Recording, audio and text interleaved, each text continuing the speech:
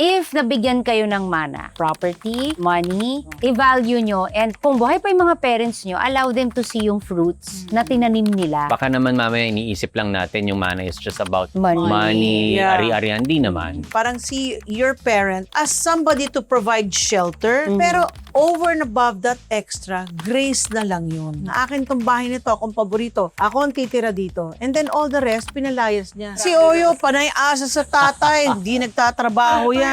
Sorry to say, pero hindi po kami pinalaking ganun ng mami at daddy namin. So anong mga namana kay Mama D? Ano? Katarayan. We're having a good time, super vibes, feeling alright, good times. We just like to party. We're having a good time, super vibes, feeling alright, good times. We just like to party. Kailan ba dapat ibigay ang mana or ang inheritance? Ngayon na. Kailangan ba?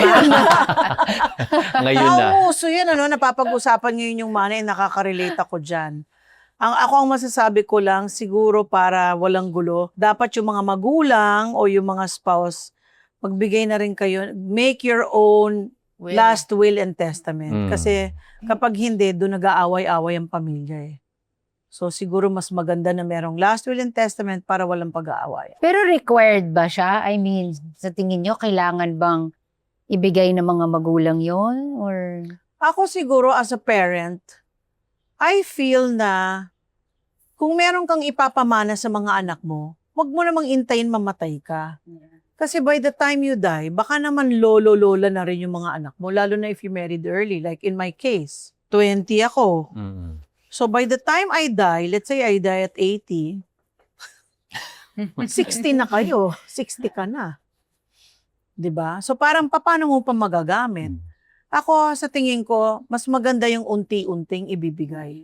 Kasi pag binigay mo naman all out, ang danger dyan is maging tamad na yung bata. Ay, laki naman ng pamana ni mami, tsaka laki ng pamana ni daddy, okay na to. Hindi ko na kailangang trabaho. magiging entitled. Yes. Kasi doon na lang umaasa. Para bang, Yeah. yan na, may pera na ako, tas, paano kung hindi rin alam i-invest? Di ba? Yeah. Dapat bigay mo unti-unti with the guidance na, okay, i-invest mo dito. Or you can even together invest. O mag-i-invest ako sa ganito, inaral ko na to, maganda to. Guide them. Huwag ka basta magbigay ng mana na walang guidance kasi chances are, yung pinagdaanan mo, papunta pa lang yung mga anak mo eh. So ikaw, pabalik ka na, papunta pa lang sila. Pag binigay mo yung mana, guide them. Yeah. Tsaka, well, hindi din naman lahat pera ang pinag-uusapan. Yes. Pwedeng bahay, pwedeng alahas. Pero what about yung pamana ng talent? Pamana ng recipes? Your face. Your faith. Pamana Your ng faith. pamana mo. Pamana ng faith. Alam mo yung isa, medyo fresh pa, no? Si Alex Ayala. Di ba lagi niya kinikredit yung Tennis lolo player? niya? Yeah. Oo. Na talagang the lolo would train with her. Batang-bata pa sila with Alex and the brother. So parang I feel yun din yung isa sa Mga pamana ng ng lolo. Na 'di ba hindi kailangan na mawala siya na kahit nandyan pa rin siya, 'di ba na yung kumbaga knowledge. yung legacy. Kumbaga yung legacy mo, you pass it on. So kumbaga pag nalaman, ay, pamilyang Iyala, ay, pamilya niya ng mga tennis players. Yeah, it doesn't have to be money naman eh. Halimbawa, si Mark, pwede niyang ipamana yung galing niya sa pagbabasketball kay Mick. Or- Ituro niya yung mga Or skills. sports. Actually, yun nga eh, naisip ko nung yun yung topic natin, yung about mana. Kasi ang nakasanayan, well, hindi ko alam kung dito lang sa Pilipinas, pero parang inaantay mo nang mamatay eh, di ba? Tapos yun na, katulad ng sinasabi mo, may last will and testament, may mga ganyan-ganyan. Sa akin, tama yung, for me ha, ngayon na naiisip ko, kasi since may mga anak na Hindi, kami, tsaka lalo kayo, naiisip ko na dapat habang buhay pa kami, Yes. separate mo na. Kasi parang feeling ko, kung kunyari may aantayin mo pa na, na mamatay ka, doon nangyayari yung pinag-aagawan eh, di ba? Hindi, Yung tsaka, hindi mo na-guide ng yeah. maigi, hindi mo naturuan ng tamang attitude yung mga Tsaka hindi mo bata. alam kung saan nila dadalhin. Oh, tapos Iba yung pag-aagawan. pinamana mo. Oy, sa akin yan, sa akin Pero to. do you know na kahit mga na pala ganun. may, ito natutunan ko ha, kahit na pala may last will and testament, pwede pa rin Nag-aaway-away. pwede pa rin i-contest ng lawyer. Kasi under the law, the wife really gets 50% and another share equivalent to the share of the kids. Pwede pa rin i-argue ng lawyer yon even if there's a last will and testament. Yun na nga. But then, sabi ko nga, ako kaya I'm for ibigay mo kahit buhay pa. Kasi kunyari ikaw yung giver. Makikita mo rin yung fruits ng binigay mo eh. Ito Yes. binigay ko kay Oyo. Nakapagpatayo siya ng car wash. Kaya, ang ganda. Magandang ano yan. Tinan mo. Pero maganda yung unti-unti. Huwag mong Oo. ibigay lahat. Kasi, agree ako doon. yun na nga, lalo na, kunyari, hindi mo na guide yung anak mo. Hindi siya ready sa ganong Yes, kalaking exactly. amount. Correct. Paano kung binigay mo lahat tapos parang, shucks, hindi ako ready, hindi ko pala kaya to. Hindi, tsaka kahit yung unti-unti, dapat may guidance. Parang, ito yung mga options mo mag-invest, ganyan. Pero I'll tell you kung bakit most parents, binibigay nila kapag namatay na sila. I had a friend, sabi niya, Dina, ba't ka nagbibigay sa mga anak mo? Hindi mo yung kailangan bigyan. Bakit ngayon pa? Sabi ko, hindi. Gusto ko unti-unti, pag meron, bigay. Kasi gusto ko makita yung fruit. But you know why? Alam mong point niya? Hindi mo alam kung bukas makalawa, magkakaroon ka ng malubhang sakit. Kakailanganin mo yung pera na yan. Yes, tama siya. Or you don't know how long you're going to live. Ako naman yung point ko dyan is, as you grow old, mag-ipon ka na rin for yourself. Set aside something for yourself na alam mong healthy enough for you and then mag-invest ka na rin. As you're growing old, kunyari, ako, nung bata-bata pa ako, saan na pupunta yung pera ko? Sustento sa inyo, pagpapaaral sa inyo, sweldo ng mga katulong sa bahay, gasto sa bahay, kotse, whatever, mga house repair. Wala na yung gastos na yun ngayon sa akin kasi may mga bahay na kayo, may mga pamilya na kayo. I have my own house maintenance now, my own employees, pero siguro hindi na kasing laki ng before. Oo. Kasi nag-iisa ka na lang eh. So, but then, question is, nag-iisa ka na lang, di na. Bibigay mo ba? Yes. Kasi magsiset aside na rin ako ng something na pwede kong i-invest. Yung pera ko, nalalaki siya while I'm growing old. Na at the same time, I can see kung saan napupunta yung pamanang binigay ko na na-invest niya sa ganyan. Na put to good use. Hindi yung, pag namatay ka, di ba? Your daughter, your son wants to talk to you. Paano ka pa makakausap? About the mana, wala ka na. And sometimes there's no will. Nobody even knows that. Halimbawa, sa tatay ko, nobody knows kung ano yung properties niya. Kung hindi pa namin nakita yung isang kahon ng sa safe, hindi namin alam na may properties pala siya. He was so secretive. So, isipin mo, my dad died 2021. Ngayon lang namin nakikita lahat. At ngayon lang namin inaayos. So, it's really a lot of trouble for the children also kapag walang last will and testament and hindi mo kwento sa anak mo na, anak, meron tayong farm sa ganyan na. Sa atin to in the future. Let your kids enjoy what you have too. Kailangan bang patunayan ng mga anak na karapat-dapat sila bago sila pamanahan? Meron akong parang medyo... Or responsible enough. Oo. Ako, dapat din, makita ng mga magulang na ito, iingatan niya to. So, bibigay ko to sa kanya. Hindi yung porket, ito si panganay, bigay. Kung hindi naman responsible, di ba? May... Tsaka what kung bulakbol, adik. Correct. So, may isang example, I remember, nung nagpa-farm pa kami nila Mark before sa poultry, may nakatrabaho kami na farm girl. Tapos parang kinikwento niya na ang tagal niya sa employer niya, for ilang years siya nandun. Tapos sabi ko, ba't ka umalis? Tapos sabi niya, alam mo, mahal na mahal namin yung boss namin. Ang ganda-ganda ng farm, sobrang successful. Kaya lang tumanda na siya. Pinamana dun sa anak. Ang sad part is the anak is not ready to run the business. Kasi hindi niya tinuruan. Hindi niya naturuan ng maayos. Basta, sige, anak, sa'yo na to. So, hindi niya na-guide. Siguro hindi rin naman nasa heart niya yung pagpa-farm, pagpa-poultry. So, unti-unting dumumi, nilangaw, nasira. Sayang. So, they left. Mabigat sa loob niya kasi also the guy na pinag-iwanan ng tatay, hindi marunong makisama sa mga employees. So sabi niya, nangihinayang daw siya kasi ang ganda-ganda daw ng farm, ang lawak, pero wala Hindi alam patakbuhin. Yes. Yun din yung sa akin. Danger. Yung kung para hindi sa papatunayan ng bata na they're responsible enough. Responsibility din ng mga magulang to make your children responsible enough to handle the money. Kasi kung kunyari, to educate them how to use it. Parang kung kunyari, ikaw iniisip ko, kung kunyari, spinoil mo na lang kami, malamang, di ba, antay na lang kami ng antay. Kasi tuturuan mo na lang yung batay na, sobrang yaman natin, dami nating ari-arian, pagtanda mo, sa'yo yung lupa na yun. Kaya lang, yun nga lang, yung responsibility na i-handle yung ganong amount or yung ganitong business. Di ba? Pero I remember growing up, we would get that yung comment. Hindi nakatanggap ka ba ng ganong comment habang lumalaki tayo? Yung parang, yun na kailangan magtrabaho. Diyan naman parents mo eh. Hindi, tsaka yung simula nung nagkaroon ng social media, Oo. yung mga, ano ba yan? Parang may natawa pa ako, naalala ko, may nag-comment, laro na lang daw ako ng laro. Hindi na daw ako nagtatrabaho. Oo, may nag-comment yan si Grabe Oyo. naman. Panay asa sa tatay. Hindi nagtatrabaho yan. Parang masyado namang makapag-judge. At saka, Natawa sorry ako. to say, pero hindi po kami pinalaking ganun ng mami at daddy namin. No. So, Feeling ko, that's why iniisip nila na umaasa ako kay daddy. That time, gumagawa kami ng mga sitcoms ni daddy. Dire-diretso yun. And I think, working for your dad is the best job that you can do as a son. Yeah. I was working for my dad. Hindi nila nakikita yon. Akala nila, sinesweldohan lang ako ni daddy. Yeah. Pero, hindi nila alam na nagtatrabaho ka para sa tatay mo. And you're Diba? also learning the ropes of the business. You're working for your dad. So, So, siguro kumbaga, baka hindi lang nila na... Kung hindi yun ginawa ng daddy mo, ngayon nagpo-produce tayo nitong Good Life Media.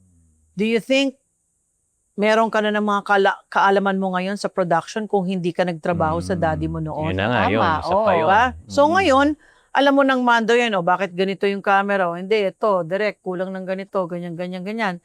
And soon, I hope you'll also be like a celebrated director. Kaya naman. Ayan naman. Balik tayo sa Pero mana. Ayaw Balik tayo sa talaga mana. ganitin eh. Pero buti Ayan, nga, sige. interesado talaga si Oyo din, di ba? mm Bale, gagawa tayo. Gagawa tayo. Anong gusto mong pelikula?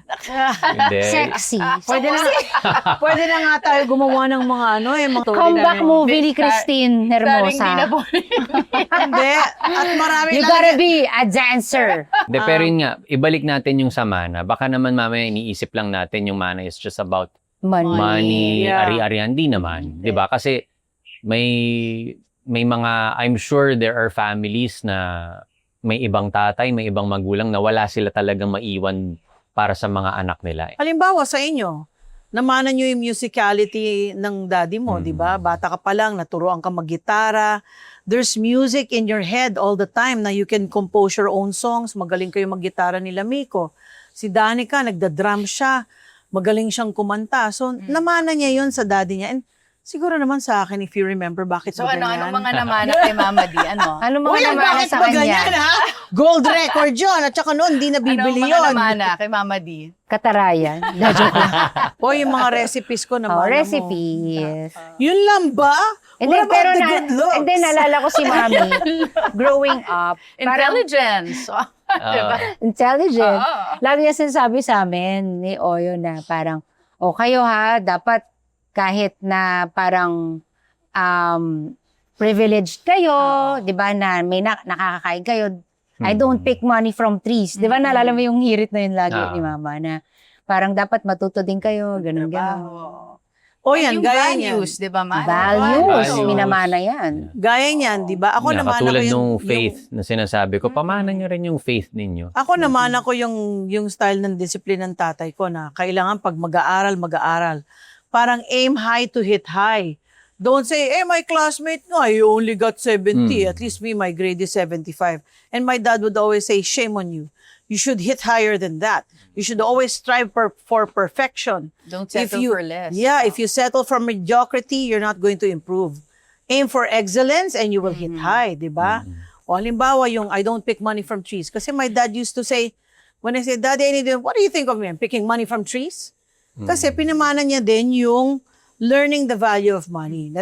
Not just because you have the money, spend ka lang ng spend without asking, importante ba yan? Kasi iba yung want sa need.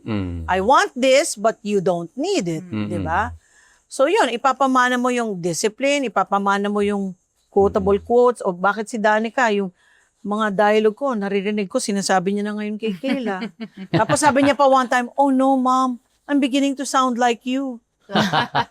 Namana. So, yun yung mga sinabing namana. Namana. Hindi, pero seriously, ano nga ba namana mo sa akin, Oyo? Siguro yung pagiging, maayos sa gamit. Disiplina. Pagluto. Oo. Yeah. Marunong naman ako magluto. Oo, talaga? Anong mga linuluto ni Oo. Oyo para sa'yo? Tin? Hindi naman syempre mahihirap, pero I know a thing Marunong or siya two. sa kitchen. Marunong sa kusina. Marunong. Tsaka, Diba? disciplinarian din naman. Mm. Tsaka dinidisiplina rin naman niya sarili niya. Oo, sige. Akala ko Tsaka yung dinidisiplina faith, ka niya. diba? Ako, dapa. Ikaw, Tin, ano naman, ano na, Bakit iba yung naisip? bakit Ayan na ang naisip naman. mo dapa? Palo. Discipline. Kala ko, dapa. Ano naman mo sa mama mo? Yung pagkamalinis niya, meticulosa. Yeah. Very Ah, meticulous sobra. si mama. Si mama, grabe rin. Ganun din siya. Parang medyo similar kayo eh. I think yung... Hardworking. Oo, very hardworking. Tapos yung... magtrabaho ka, kailangan perfect. Di ba ganun si mama eh.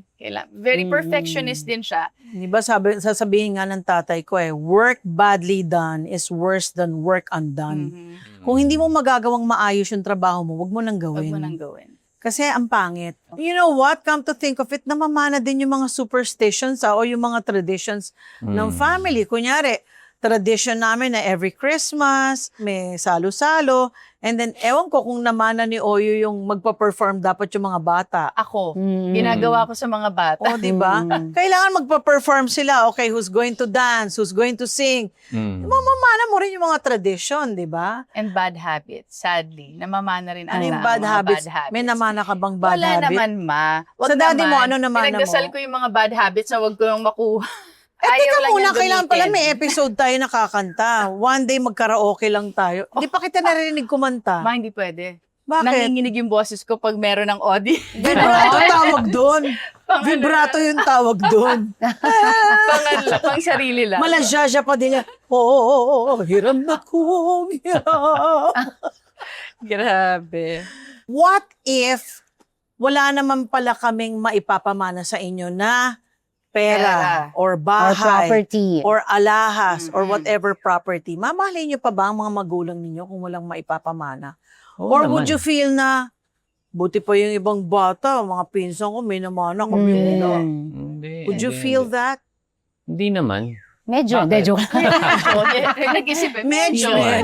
Hindi, not at all. Hindi. Kasi nasa Bible ba na dapat may pamana? Di ba? Mm. Na money, na pera, kailangan na magulang, kailangan may maibigay na pera. Ba, nasa Bible yung birthright. But I don't believe na yun lang ang pwede mong ipamana. Meron pang mas importanteng dapat ipamana sa mga anak more than money. Pero Good values. sige, sa akin, So mga anak, pasensya na kayo. If- Wala kang may to answer the question na kung obligasyon ba ng mga magulang mag-iwan ng mana, para sa akin, hindi naman. But I think yung pinaka-obligasyon ko, kami ni Tin, as parents, hindi yung magbigay lang ng pera, magbigay ng bahay. Kung di yun nga yung turuan mong maging responsable yung bata. Turuan mo siya. 'Di ba? Kumbaga parang yung isang episode nga sinasabi natin, you teach them how to fish. Wag mo lang bigyan ng bigyan ng isda. Turuan mo rin kasi paano nga kung kunyari biglang maaga kaming Nawala. namatay or tapos hindi mo na naturuan, 'di ba? Nasanay na lang sila sa Na bigay. nakadepend. Tsaka hindi lang So I yun, don't yung- think na obligasyon naman ng bawat magulang mag-iwan ng pera. But kung if you have meron, extra, yes. 'di ba? Oo. So, isa mo Sige, pa ba bigyan mo. dadalhin yun, Oo, di ba? na hindi Kung mo marami naman ka namang madadala. And iwan, to the children naman, kami ni ate, we've said this a lot of times na if you're gonna bless us, thank you. As in, that's a big help, di ba? Whenever you bless us, ma, si daddy, Mm. whenever dad blesses us, super thank you. Yeah. If not, okay lang din. Okay lang. Mm-mm. Hindi naman nababawasan yung pagmamahal. Hindi kami na magagalit, hindi Oo. kami magtatampo. Why? Kasi ang ultimate provider naman namin si God eh. We know that, we trust that God will always provide. Alam mo yun, hindi, yes, God uses you, si daddy, and whoever to bless people. Diba? Pero, wag naman din sana nating isipin na obligasyon. And wag din sanang isipin ng mga bata na, oy, magbigay ka sa akin ha. Oy, pamana. Kasi alam ko may mga ganong tao eh. na Nag-i-expect. gusto nang mamatay yung magulang para makuha yung mana. Yung Parang mana. pangit naman. Nakaabang na. Oo, Meron pa nga, or buhay pa eh. Malakas buhay pa yung oy, magulang. akin na yung mana ko. Hinihingi na yung Pangit, mana. pangit naman nung Nagiging ganun. iba na yung focus. Oo, Hindi na pagmamahal. wag hindi naman na din sanang relationship, ganun. diba? Diba? Alam mo yan, ate, diba? Pinag-uusapan namin yan because we know naman that, diba, you had a family of your own. Mm. Diba? Si daddy has a family of his own. So, kami ni ate, kung may mabibigay, super thank you. We truly deeply appreciate it. But if wala, Hindi Okay lang mababawasan din. ang Hindi mababawasan. hindi kami pagmamahal. magagalit sa mga magulang namin. Basta ako, yun ang stand ko. Kung anong meron ko, naglalagay na ako ng, di ba? Nagsiset aside. At saka ini-explain ko naman sa iyo, ito, meron akong ganito, isi-set aside ko nito para sa inyo. Di Tsaka ba? nagbibigay ka ng ng mga suggestions. Suggestions Oh, on why how don't to, you do this? how to invest. Mm. Kasi sa akin, there's nothing more fulfilling for a parent than used to see your children growing up the way you raised them as far as discipline is concerned, values, belief, faith, and aside from that, to see them successful. Yes. Kasi, well, being successful naman doesn't mean successful ka lang sa business o sa pera. Successful ka rin sa family life mo. Ako, ang feeling ko, kung hindi ka successful sa family life mo, hindi ka successful. Yeah. Kasi yan ang dapat una. Una. Kasi kung magulo yung bahay, you cannot be successful in business kasi magulo utak mo eh. Di ba? Wala kang peace of mind. You don't have any peace so you cannot think straight. Kaya sa akin, unti-unti, importante. Pero on the other hand, sa mga kabataan naman, ang payo ko is, if you have rich parents, wag naman kayong, aasa na lang ako, okay na, hindi ko naman siya, basta I hear this a lot, basta makagraduate lang. Yun lang naman ang gusto ni Papa, ni Mama, pagkatapos, intayin ko na lang yung mana ko. Hindi eh. I mean, you see a lot of rich kids na talagang nakatapos sa iba pang bansa nag-aral, pero hindi nila ginamit yung pinag-aralan nila because inintay na lang nilang magmana. Or meron namang iba na sila na yung nagpatuloy ng kumpanya ng mga tatay nila, ng mga nanay nila, which is good. Yeah. Kumbaga bata pa lang tinitrain and some of them had to start from scratch as the pinaka-liaison officer lang hanggang sa unti-unti makakaakyat sila as CEO. Yeah. There's some parents naman na ganun nagtitrain, but there's some masyadong entitled children na wala nang pakialam magtrabaho. Parang sana wag naman ganun. Parang see your parent as somebody to provide shelter, to provide you with what you need. Pero over and above that extra, grace na lang yun. Yes. That's kindness, Blessing na that's yun. a blessing. Pero don't expect na kailangan gawin ng parents nyo to. Kumayo din kayo sa sarili nyo because one day, kahit na may manahin kayong malaki, kung hindi nyo rin alam gamitin yung pera na yan sa tama, kung hindi nyo rin alam i-invest, hindi kayo nag-aral ng mabuti para gawin yan o para maisip kung paano patakbuhin yung negosyo, mawawala din. Diba? So inheritance comes with a lot of responsibilities too, so dapat ready both sides. Responsibility ng parent to educate, responsibility ng batang pag-aralan. Ako, I always say this, one of the best inheritance I can give you is education. Kasi education will bring you a long way. Kung nag-aaral ka, matuto ka mag-invest. But then, meron din namang maabilidad na you learn the ropes, di ba? But education is something, my dad would always say, education is an inheritance I can give you that no one can ever take away from you. Money people can take away from you. Pwede kang nakawan, pwede kang lokohin sa negosyo, pwedeng ikaw mismo ang sumira sa negosyo dahil wala kang alam. Pero yung edukasyon, mawala na sa yung lahat kung ano yung pinag-aralan mo, nasa utak mo, hindi yun mawawala. Tsaka yun, siguro maganda nga rin yung idea na yun, na just in case you're a parent and you plan to give your children, ito nga, mga inheritance or whatever, siguro parang magandang ayusin para lang maiwasan yung away-away din. Lalo kung nari marami. Diba? Hindi, Or kaya nga minsan, dapat habang bata pa Or lang. minsan, okay naman Oo. silang magkakapatid and then all of a sudden, nung dumating na yung namatay yung parents, doon pa sila nagkasira-sira dahil nag-away sila tungkol sa mana. So, hindi rin advisable. Kaya nga dapat Na- ayusin din yung attitude. At a Kaya- very young age, dapat Attitude Oo. talaga. Yung heart. maayos yung attitude ng mga bata. Yung puso nila. Then another point pa pala, may mga parents na hindi mo alam na meron palang anak sa labas and all, and then all of a sudden, pag namatay, ang daming magkiklaim. Magkiklaim. Yung pa yung isang reason kung bakit dapat ayusin na lahat yun. Yes. Kasi in the end, yung mga anak mo na dapat yun ang mamanahin, makikihati pa dun sa hindi naman legal na child. Of course, hindi kasalanan ng illegal child, di ba? Na naging illegal child siya or anak sa labas, hindi niya kasalanan yun. But that is still your responsibility. And under the law, you Anak have mo to yun. provide. Yes, you have to Yes. provide. So these are things that you have to consider. Pagdating sa mana na hindi ka pwedeng basta lang mawala sa mundo na yung responsibilidad mo, iniwan mong ganun. Yeah. Meron din yung parang, I know someone na meron silang ancestral home. So, ang paniniwala niya, sa tatay niya yun. Tapos, syempre, when the dad passed away, may mga nag-claim na mga tita or whoever, ganyan. Tapos parang ang usapan, sige, pagpahahatian na lang. So, nawalan sila ng bahay na titiran. Kasi nga parang, ang titira doon is kung sino makakapagbayad. So, I think, di ba, yung mga estate tax, hindi na ayos. So, in short, the house is just there. Walang nakatira. So, parang sayang na hindi siya naasikaso na pwede sanang napaghatian or ano. Ito, nabanggit mo na rin yung estate tax. Ito, nakita ko na rin na nangyari. Kumbaga, may namatay, tapos marami siyang anak, no? At marami rin siyang anak sa labas. So, parang he had 4 wives or anyway.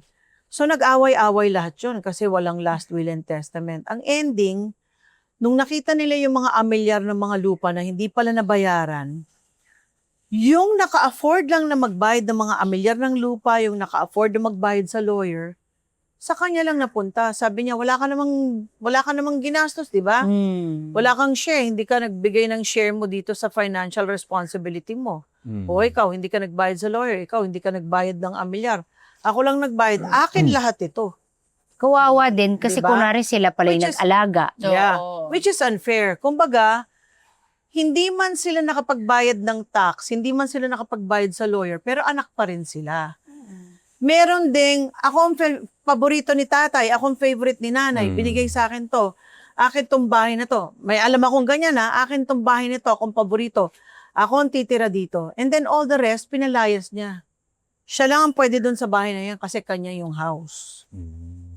And then, meron ding, parang heirloom na yung bahay, parang ancestral home. Ang ganda-ganda ng bahay, hindi preserve. Ang nangyari, yung pinaka-ate, como siyang eldest, siya yung nagdesisyon. Binenta niyo yung bahay, na hindi niya kinonsulta yung mga kapatid niya. Nung uuwi na yung mga kapatid niya sa probinsya, asa na yung bahay? Wala na, nabenta Binenta na. niya. See? So, masakit din. Sometimes may mga heirloom o mga, alam mo yun, yung para bang something na pinasa na from kanino-ninuno to itong kalgadora na to, itong kama na to, itong 4-poster bed na to.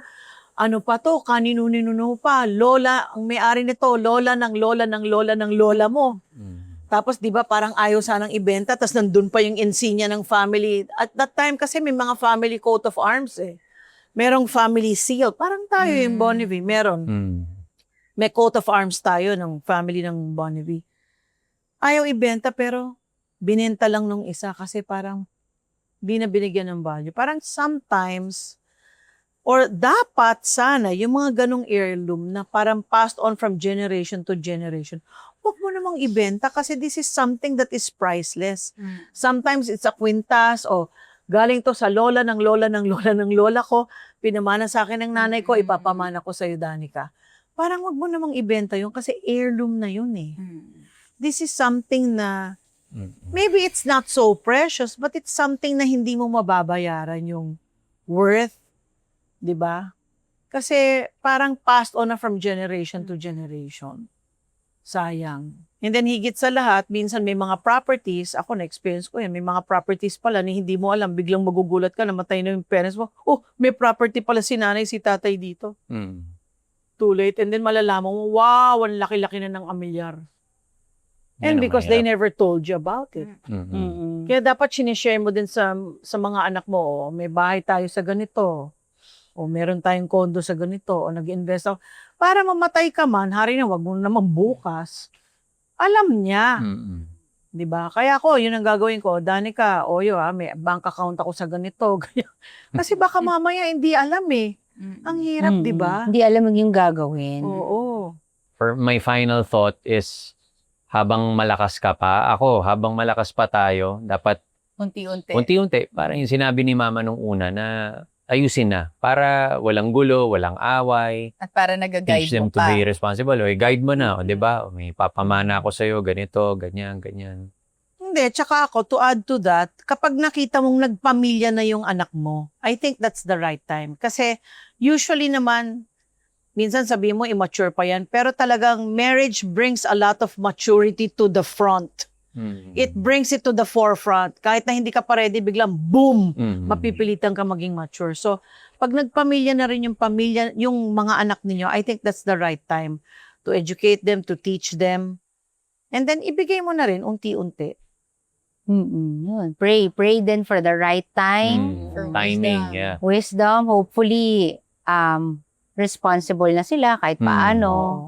Hindi. Tapos yung mga hindi mo pa ibibigay, pwede mo nang ilagay yun sa last. Kunyari, yung bahay mo gusto mong ibigay pero tinitirahan mo pa, sasabihin mo na this house will be given to so and so. Pero hindi mo pa sa ngayon kasi tinitirhan mo pa. Ilagay mo na yun sa last will and testament mo. 'Di ba? And then don't play favorite sana. Yeah. Sa mga bata Favorites. naman, ano yung Sa napag-usapan mga bata natin? naman, syempre, if nabigyan kayo ng mana, let's say it's a property or it's money, i-value nyo and parang allow, kung buhay pa yung mga parents nyo, allow them to see yung fruits na tinanim nila. Diba? Na nagbunga yung tinanim nila para sa inyo. Now, let's say, Kasi kung winaldas lang, it's like being ungrateful. parang ang sakit naman for the parents when they see na nagbulakbul ka lang and Oo. all. Parang show them na parang, dad, mom, binigay mo to, pero look, di ba? Parang, eto ngayon ng ito yung ngayon papakita ko sa'yo. Ito yung Bumunga. correct, na ito yung pa-thank you ko sa'yo. And those naman na, let's say, let's say wala. Okay, let's say hindi kayo mabibigyan ng any money or like property or whatever. I think you have to take into consideration pa rin and be grateful sa mga ibang bagay na pwede pa rin non-material things na pwedeng ipamana. Education is considered a mana. Yan yung pag-alaga at pag-aruga nila sa inyo. Pagpalaki. O let's say, minana nyo yung negosyo, Oo. alagaan Palaguin. nyo. Oo. Diba? Palaguin. Daming ganun. Don't take it for granted. Nagsara lang. Oo. Don't take it for granted Don't take naman. it for Ang granted. Sige, problema kunin mo kasi yan. hindi sila yung naghirap. Correct. Kaya ganun-ganun na lang Like nila. ikaw, kung i-let ipamana go. sa'yo ng mami mo yung mga Aesthetic niya, ano mga niya, aesthetic oo. ano niya. Hindi Oo. pa pabayaan itin yun. Oo. Yung kay Mary Grace, diba, yung kids niya na yung Yun, nagrarangan. oo, Tas, nakakatawa. di ba, Sila, ano Sila na ba? na. Sila Wyneth yun, di ba? yung kids niya na. Oo. So parang binigyan nila ng mas fresh na look, di ba? Oo. So, I'm Ang sure ganda yung nun. mom, pag nakikita din nila, Napaproud. Oo naman, syempre. Maganda yung diba? ganun, di ba? Yung napamana mo, tapos sinalagaan. halimbawa, yung aristocrat na lang, the house of aristocrat, ang tagal na no? Ilang generations, tapos napalago na nila, nagtayo sila ng Reyes Barbecue. Sa kanila ba yun? Kanila yung Reyes Barbecue. Okay. Ko alam. At tapos Galing. meron silang mamasitas, di ba sila din yun? Hindi Sila ko yun. alam. Another branch yun ng negosyo nila. Halimbawa, yung Max's, Max Chicken. Ilang generations na yun, pero nandun pa rin. Parang huwag ka lang makumpiyansa na, meron naman ang negosyo. Parang maging ano ka din, creative, innovative. No? Hindi, No. tsaka parang plus mo na yun. Nag-aaral ka pa lang, may naghihintay ng trabaho for you. May naghihintay ng posisyon. Tsaka, Parang it's just ano, there for the taking, pero wag mo namang sirain yung napaghirapan. Yes. na. And tandaan nyo na huwag kayong maging entitled kasi pinaghirapan yan ng mga magulang ninyo. Yeah. Yeah, yung iba nga, di ba? From rags to riches, from nothing to riches. And then, nung nag-take over yung anak, boom. Sira. Back to Bagsak lahat. rags. Sabi Sabi nga namin, usong-usong usapang mana, just keep your mind centered on developing yourself, being your best self, so that if anything happens, mana or no mana, kaya nyong ituguyod ang buhay ninyo sa sarili ninyo nang hindi umaasa sa mana. 'Di ba?